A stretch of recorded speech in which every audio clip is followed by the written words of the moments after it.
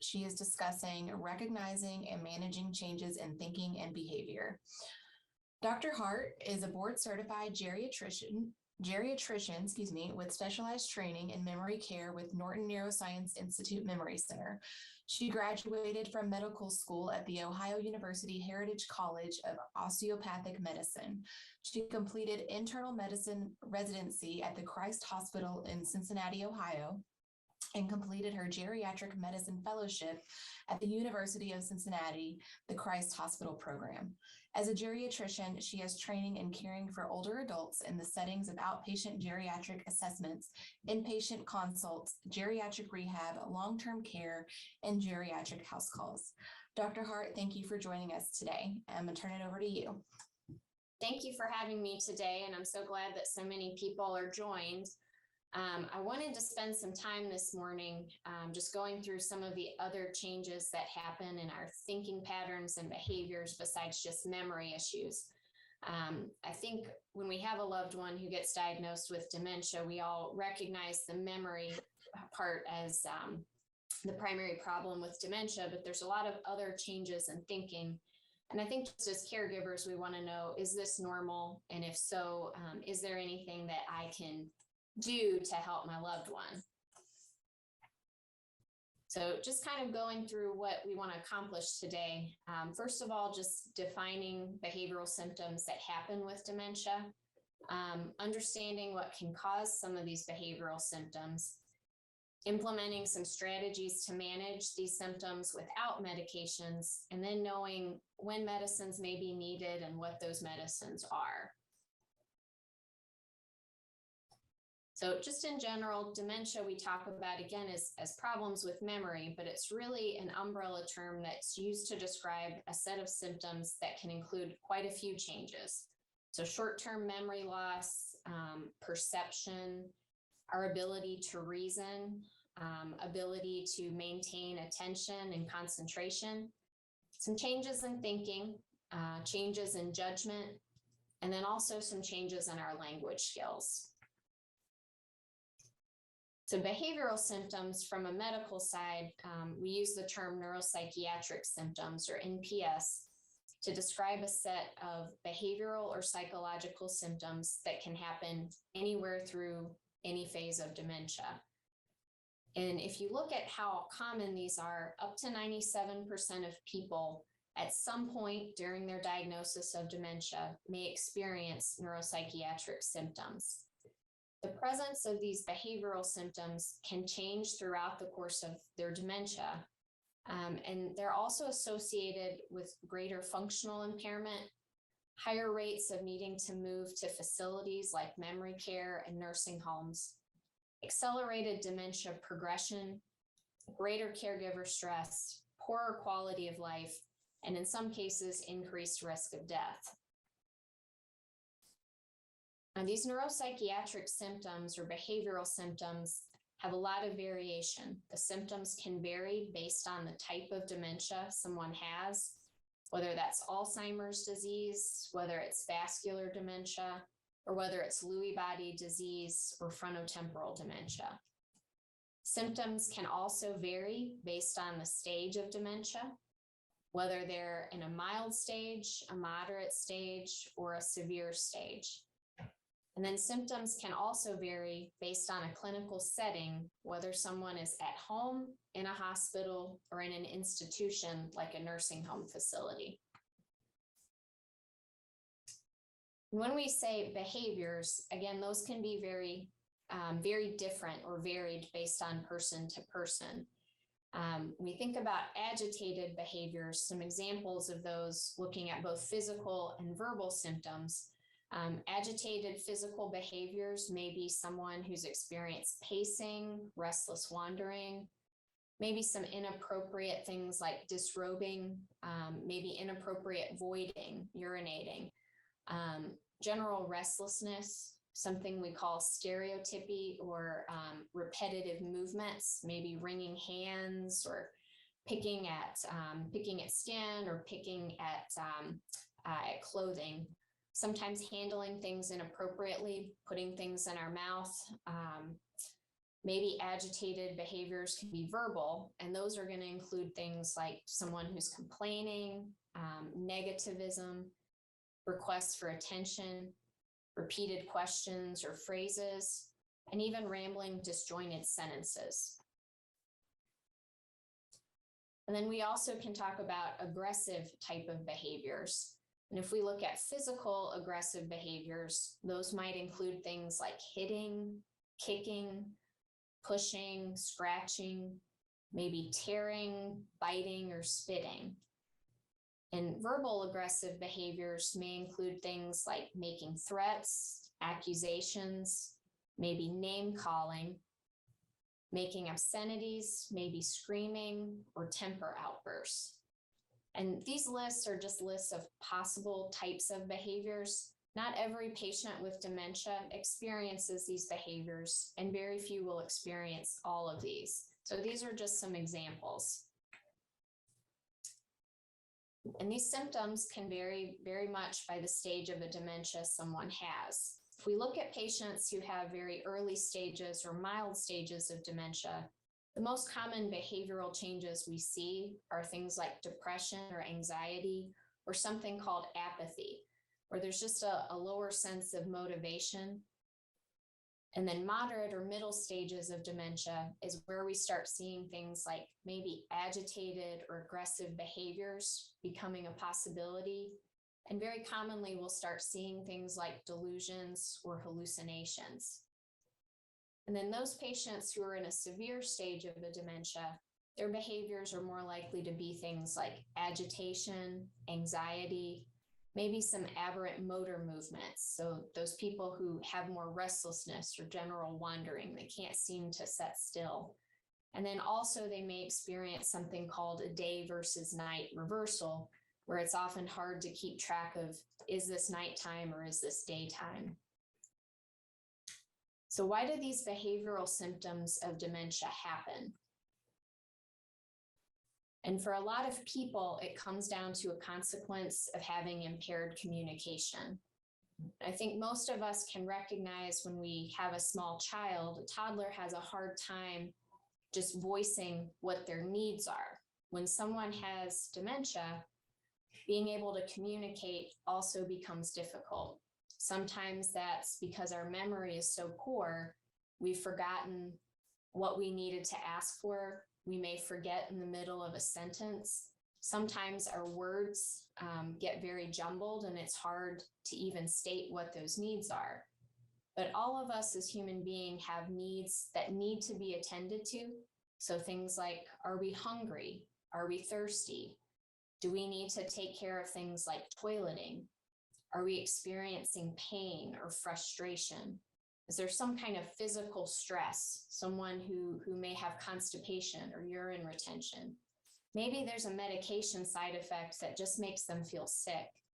And even when someone has a physical illness, like a urine infection or a pneumonia, that can also cause problems with behaviors. And then also as human beings, we have wants or desires that need to be addressed. We all want to experience something of a companionship.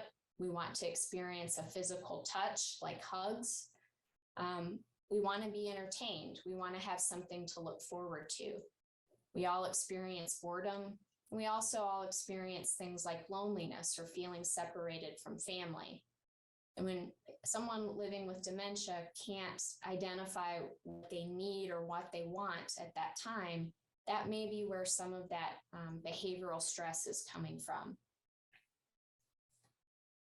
So the most common neuropsychiatric symptoms that we see are things like hallucinations, which is a false sensory perception. And that may be someone who has something where they see something that's not there. They may have a sense of smell or smell it, something that no one else can smell. They may have a tactile sensation, feeling things like maybe having a feeling of someone touching their arm or blowing on them. Or maybe they have an auditory hallucination where they may hear something that no one else can hear. And even though these are false perceptions, for the person who's experiencing them, they're very real and can be very scary. Delusion, on the other hand, is a fixed false belief about the world and how we relate to it.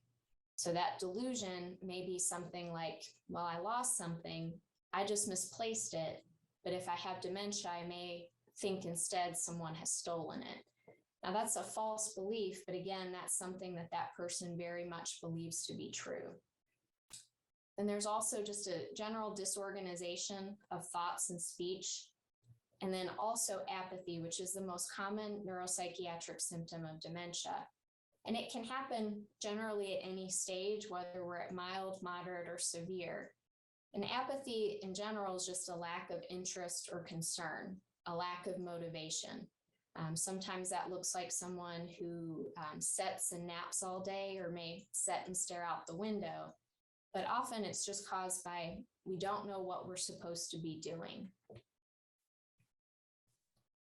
And then in general, another way to look at it is Alzheimer's disease is really a setup for delusional thinking. So Alzheimer's disease begins in a part of the brain called the temporal lobes. And that causes the most common deficits to be in short-term memory and something called executive function. And that governs things like impulse control, planning, and logical thinking. So if you think about someone living with Alzheimer's disease, memory loss causes someone to misremember facts, and that may be where she was or where she is, or even a recent event. So then when we add executive dysfunction, she becomes impulsive, unable to organize thoughts, and then the problem-solving skills become impaired.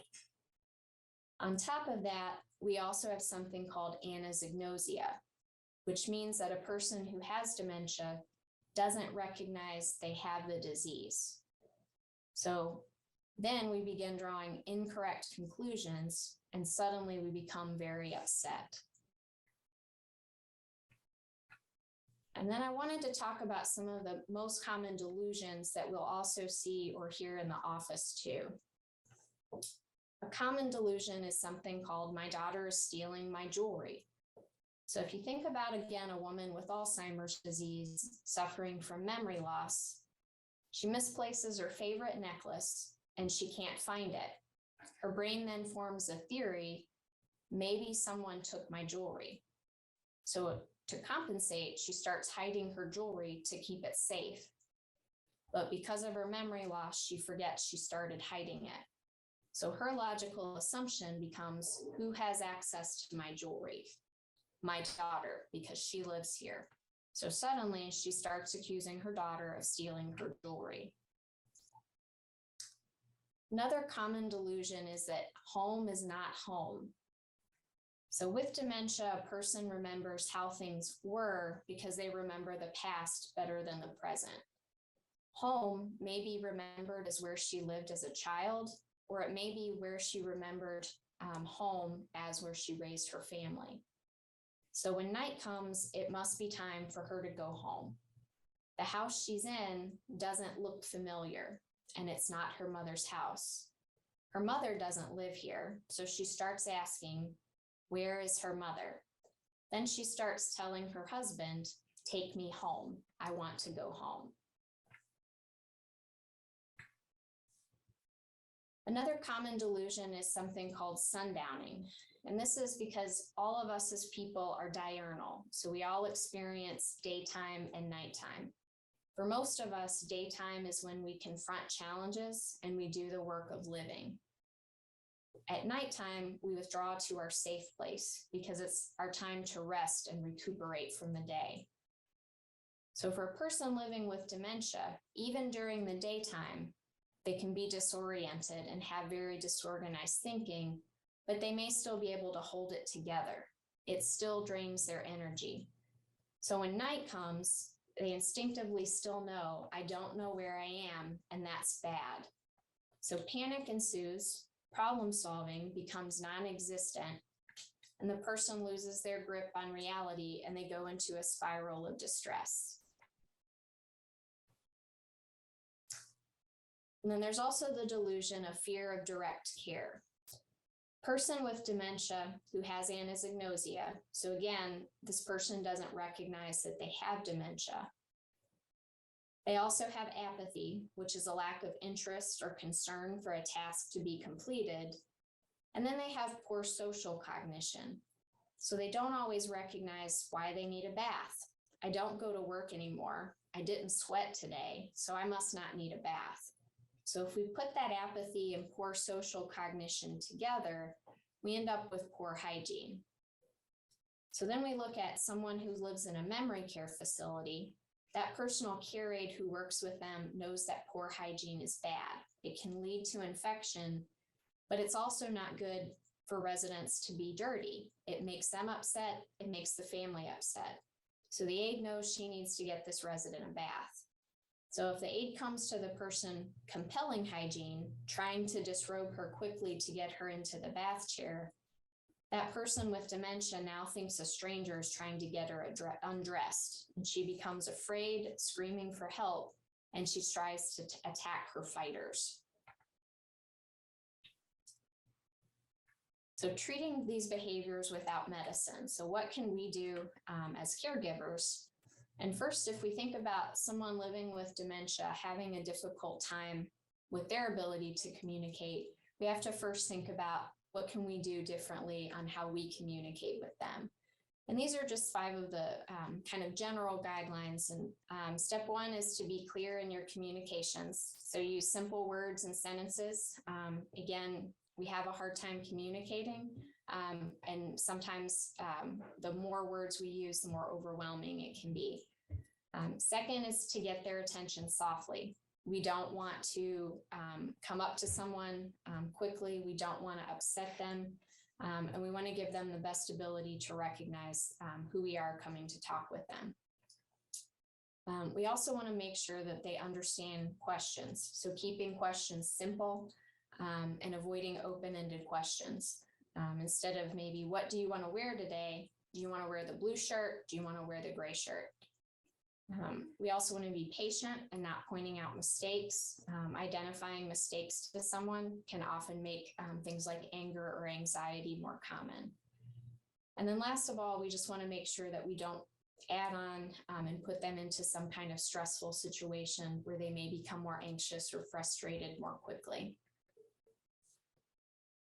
And then another important thing to think about is, again, if we think about some of those needs or wants, if we can help to maintain a structured daily routine, that can be helpful to prevent some behaviors from happening.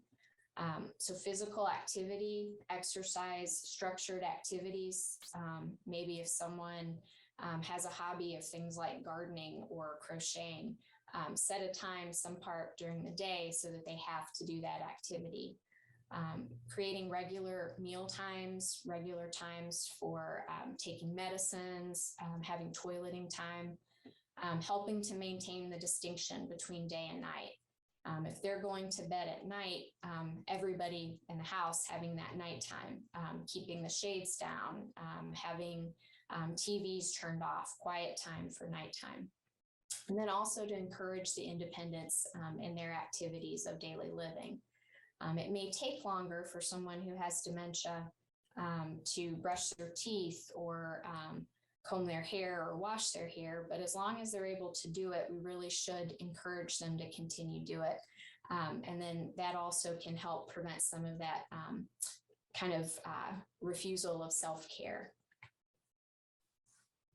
And then for those people who have intermittent aggressive behavior, so meaning there are times when they become aggressive, there's probably some kind of trigger or precipitating factor. So if we can identify what that trigger is, we can hopefully avoid it. So sometimes triggers can be things like, it's too loud, there's too many people talking, or someone's talking to me while the TV is turned on. Can we eliminate some of that noise? Also, if we identify a trigger, is there some kind of distraction?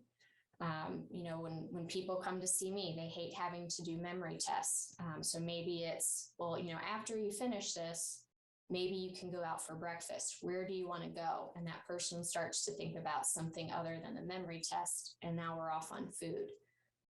And then also behavior modification. If someone does something well, if there's a desirable behavior, is there something we can do as a positive reinforcement to help continue that desired behavior. And then some specific examples of going through, kind of going back to that delusion of home is not home anymore. And that's a very scary thing for someone who has dementia. As a caregiver, probably the biggest thing that we need to do is just to provide reassurance. So examples of that might be saying something like, Dad's stuck at work, but he's going to be coming in the morning. He asked us to make you feel at home tonight, and he wants us to make sure you feel well treated. We already have the guest room ready for you. It might also be helpful to add contextual sensory cues, make the house look familiar. Are there old family photos, wedding photos, maybe photos of parents? Are there familiar objects like furniture, a favorite chair, a quilt, a pillow? We want to do what we can to help trigger the thought of, this looks like something I know, this looks like where I belong. And then you also want to make sure that anyone who needs any sensory aids, whether those are glasses, whether those are hearing aids, anything so that they can experience that environment to the best of their ability. And then we also want to create a calming environment. And sometimes people may respond well to things like preferred music. Music makes a lot of us feel better whether we have a dementia or not. And sometimes even familiar smells. There's been a lot of things that have done with essential oils such as lavender that can be very calming. But some of our memory care facilities, our assisted living, they may have smells of things like fresh baked muffins or chocolate chip cookies, that feeling of feeling familiar or having something good at home. And then there's also this concept of something called therapeutic fibbing. And this really means if it's needed, it's okay to lie if it's a harmless or humane task. The problem with short-term memory loss is that no matter whether something's good or bad, whether the news is comforting or devastating, we're not going to remember it longer than a few minutes. So regardless of, again, if it's good or bad, she's going to have to hear comforting or devastating news several times a day. If it's going to be a devastating news, that's probably going to trigger things like crying spells, or more anxiety or more restlessness. One of the things that commonly comes up in places, again, like memory care facilities, people who have lost spouses are often the ones who need to move to a memory care facility. So a woman who goes around looking for her deceased husband every day, she doesn't remember that he's passed. A staff member may say, your husband's going to be here to pick you up after lunch. Do you want to eat lunch and wait for him in our waiting room? And again, using that kind of distraction technique to not have to, again, make her relive that grief of losing her husband. And then when are medicines needed to treat some of these behaviors? And there's really only two things that will qualify that. The first one is, are the behaviors causing harm to the person themselves, to the other people around them, or to some kind of treatment or management? So that may be, someone has a very disturbing delusion of someone, coming through their window, and they try to break the window and get out at night because they're trying to get away from this person breaking into the house who's not there. That could cause potential harm to themselves. They probably need some kind of medication to keep that delusion from happening, or to prevent or to lessen the likelihood that it will happen. And the second is quality of life affected. So somebody who has a lot of anxiety, a lot of anger, they've stopped eating, they're not sleeping, their life has been affected in some way, their quality of life, they probably need a medication as well. So some important points to think about with medication use. All the medicines that we have to treat the behavioral disturbance with dementias do come with side effects. The most common one is that a lot of them will cause sedation or increased sleepiness. And that may be okay if it's something that's given at night, but it may lessen the ability for us to use it during the daytime. Also, some of our medications for these behavioral issues can increase risk for falls. long-term use for some of them can also further cognitive impairment. So we may be making their memory worse in some situations. And then certain medications have an increased risk of death if used inappropriately. The other point to remember is that once a medication is started, it doesn't have to be continued indefinitely. So thinking about those moderate stages of dementia, if they have agitation or if someone has delusions or paranoia, as the disease progresses, they may progress out of those symptoms. As that aggression declines, some of those medicines can be stopped. The same way if someone living with dementia, when they're in the hospital, their world has changed completely. Their sleep pattern is off. They don't get to keep their clothes. They feel like they're naked and their privacy is being taken from them. New people coming in every day, IVs, medications that may cause pain or may cause them to feel sick. So it's not uncommon for people who have dementia to have worse memory or more agitation in the hospital. They may need medicines to calm some of those symptoms. When they get back home, back to their familiar environment, oftentimes those medicines aren't needed anymore. And then medications that we do use to manage symptoms can usually be classified into one of 4 types of medicines. One of them is antidepressants, one called neuroleptics, which are also called antipsychotics, mood stabilizers, and anxiolytics. So antidepressants are generally used to treat depression, anxiety, anger, or irritability symptoms. These are usually best used when they're a daily medication to prevent the behaviors from happening. The most commonly used antidepressants are going to be things like citalopram, escitalopram, sertraline, or fluoxetine. There are also some antidepressants that are more sedating or increase risk for sleepiness. So if those symptoms of depression, anxiety, or anger, those patients also have difficulty with sleep disturbances, we may choose an antidepressant like mirtazapine or trazodone to help those symptoms. And then neuroleptics, or again, medicines that are called antipsychotics, are used to treat psychosis type symptoms. And these medicines are going to be used best to target symptoms like hallucinations, like delusions, or paranoia and fearfulness. The most commonly used types of neuroleptics are going to be quetiapine, risperidone, aripiprazole, or olanzapine. These medications are generally given at night because a lot of them do cause sleepiness, and we want to avoid daytime sleepiness. And for some of these medications, all these medicines do carry an increased risk for causing irregular heartbeats or heart arrhythmias, and some of these can be dangerous. So if these medicines are needed, we need to do a medication review to make sure if we give one of these types of medicines with another medicine that someone takes, will we be increasing that risk for that arrhythmia? Or does that person have a heart condition that will increase their risk for having it? And then mood stabilizers are used to treat symptoms of emotional lability, which means maybe someone has both symptoms of a very depressed mood and a very anxious mood.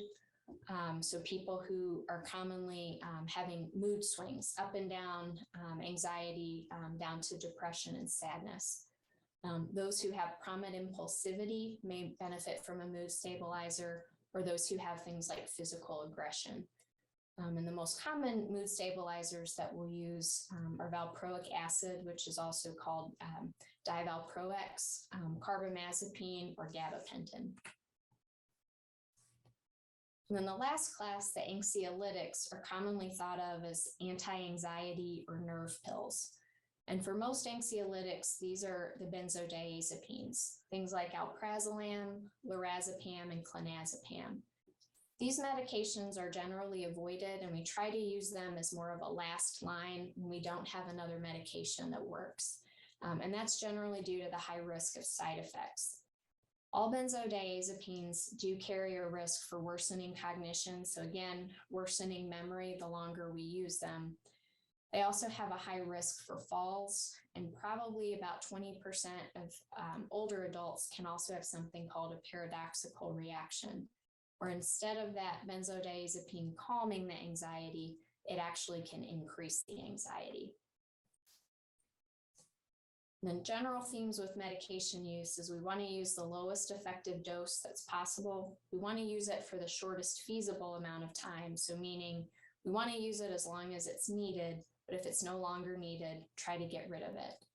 And then at least annually, we want to review those medications to determine if they're still needed or if they can be discontinued. For most symptoms with symptom resolution, it's okay to consider discontinuing them after 6-month use. So I think that was everything that I wanted to go through, just kind of explaining some common behaviors, how to manage them, and then when we need to get information about medications as well. So again, thank you all for joining this morning.